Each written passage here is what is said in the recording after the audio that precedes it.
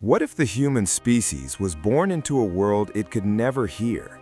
The laws of physics are the same. The wind howls and predators growl, but for us, the universe is a silent film. In this reality, the snapping of a twig isn't a warning, and thunder is only a flash of light. This is the story of how humanity conquered a planet using only sight and the vibrations beneath their feet. For us, hearing is a sense of distance. We hear a threat before we see it. But for a human in this timeline, the world ends where the eyesight stops. This created a species of visual predators with biological capabilities we don't have. Their eyes are larger, set wider apart, and their brains process movement 10 times faster. If a blade of grass twitches behind a bush, they don't just see it, they calculate the weight and speed of whatever moved it. Their survival depended on one thing: never letting anything stay out of sight. Night was the era of mass extinction. In the dark, a deaf human is defenseless. This fear shaped our history, making us a species that conquered the night not with fire for warmth, but with light for communication. Communication didn't evolve as speech, it evolved as a high-speed optical code. Imagine a tribe hunting in total stillness. They don't shout, they use the pulse, a language of rapid hand gestures and facial micro-twitches. In the sun, they used polished stones to flash signals to each other. Over centuries, this became the foundation of their technology. While our ancestors were learning to write sounds, these humans were mastering the physics of mirrors and lenses. Ancient cities were networks of glass towers. To send a message to the next town, you didn't send a messenger, you aimed a mirror and flashed a code. Information traveled at the speed of light in the Bronze Age. Their empires were perfectly synchronized because everyone could see the orders from the capital as they flickered across the horizon. The domestic life of these humans is a study in tactile intimacy.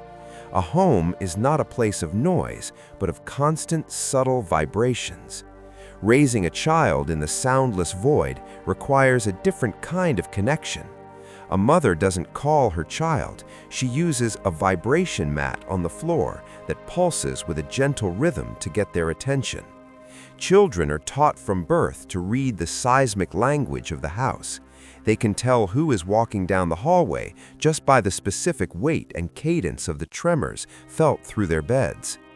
Meals are eaten in a circle where everyone is forced to maintain visual contact. In this world, eating in the dark is the ultimate isolation, a punishment reserved for the lowest outcasts. Education in this world is a silent, immersive experience. While we teach our children to speak and read phonetically, their children learn to read the geometry of intention. They are taught to identify a lie by the microscopic change in the color of a person's skin or the involuntary dilation of a pupil. Their schools are massive, light-filled halls where knowledge is passed through complex light scripts, animated projections of light and shadow that represent mathematical and historical concepts. They don't have poets of the voice, they have optic artists who create sequences of light that can make an entire audience weep in total silence. The design of their cities is a masterpiece of geometry. In our world, streets are noisy canyons of brick and stone. In the silent world, a blind corner is a death trap. Their buildings are curved and covered in polished obsidian mirrors. This allows a person to see around corners and behind their own backs through a series of reflections. Every public square is a forest of glass prisms that catch the sun, turning the city into a giant glowing map of light. There are no sirens or bells. Instead, the entire city pulses with a specific color of light to signal an emergency or the start of a workday. To live in such a city is to be part of a constant, silent conversation with the environment itself. The industrial age followed a different path because of the physical pain of vibration. In our world, We built internal combustion engines, massive metal blocks where explosions push pistons.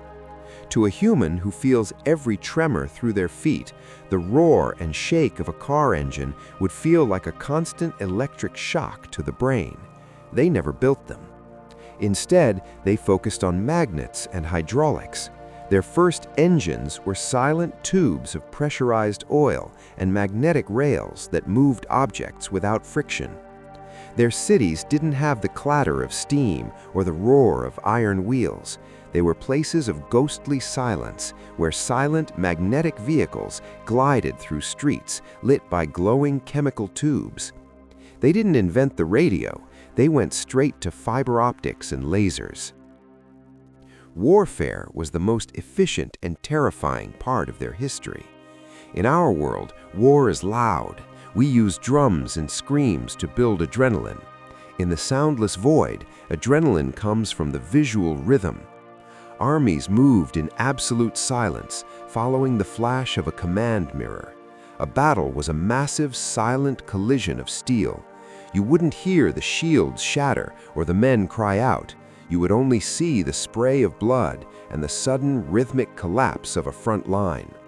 They fought barefoot to feel the thrum of the enemy's footsteps through the soil. A commander could feel the weight of an approaching cavalry charge through the ground long before he saw the dust on the horizon. Even their music is a physical force.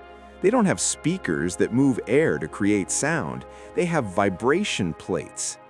Thousands of people gather in a hall and stand on a floor that shakes in complex melodic patterns. They feel the music in their bones and their teeth. A love song is a gentle, rhythmic hum felt through the skin. A war anthem is a violent tremor that makes the chest cavity vibrate. It is a world of intense physical sensation where beauty isn't heard, but absorbed by the entire body. As they looked to the stars, their space program bypassed our radio-based era.